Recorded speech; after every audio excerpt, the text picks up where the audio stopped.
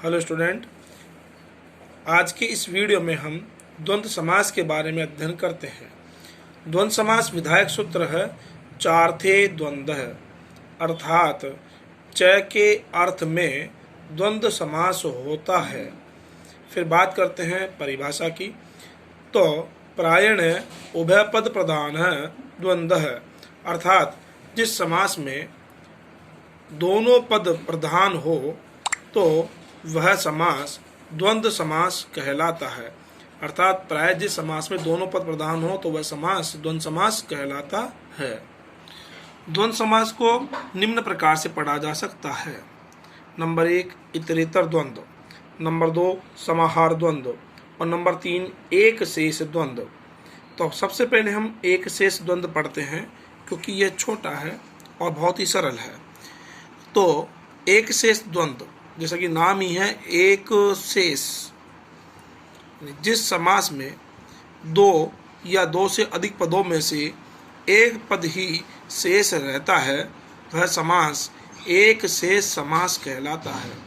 यानी दो पदों में से जब एक ही पद शेष रहता है तो वह समास आपका एक शेष समास कहलाता है, यानी एक शेष। फिर बात आती इसके नियम की।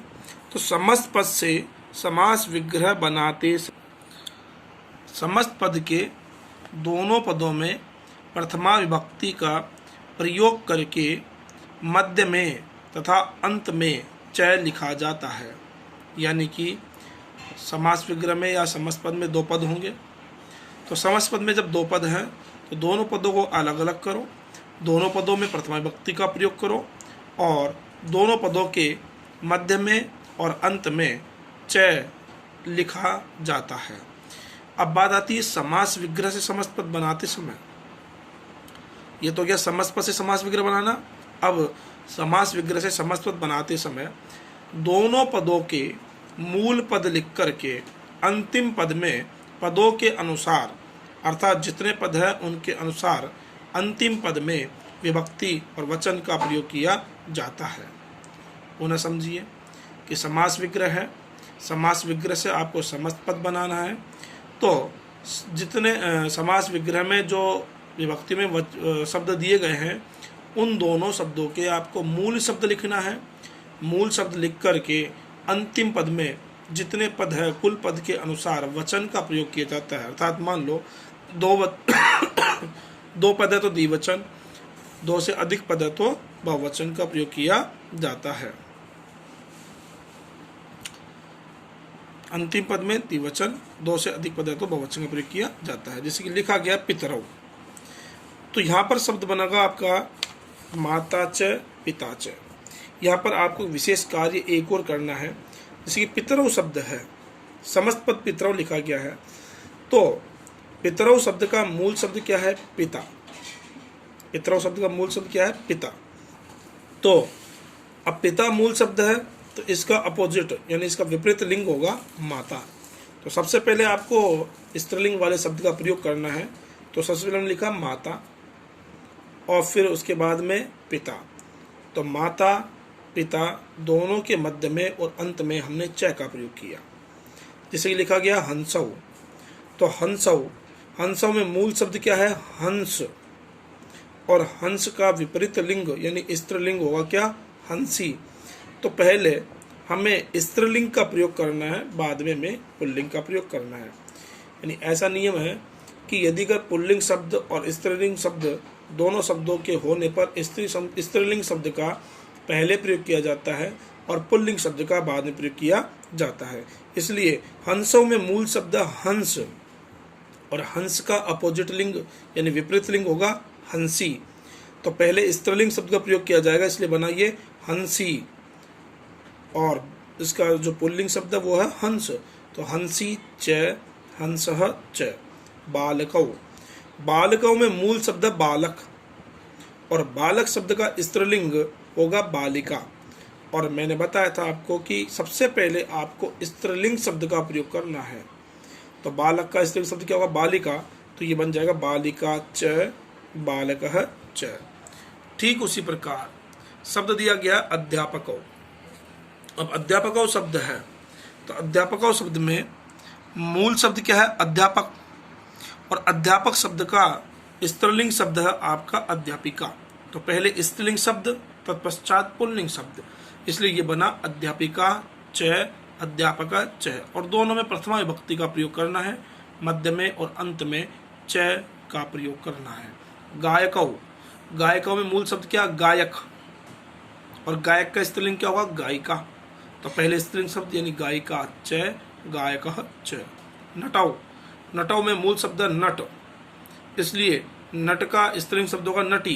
तो पहले स्त्रीलिंग शब्द इसलिए नटी च नटः च। शिक्षकौ, शिक्षकों में मूल शब्द होगा शिक्षक, और शिक्षक का स्त्रीलिंग शब्द होगा शिक्षिका, इसलिए बनाइए शिक्षिका च शिक्षकः च।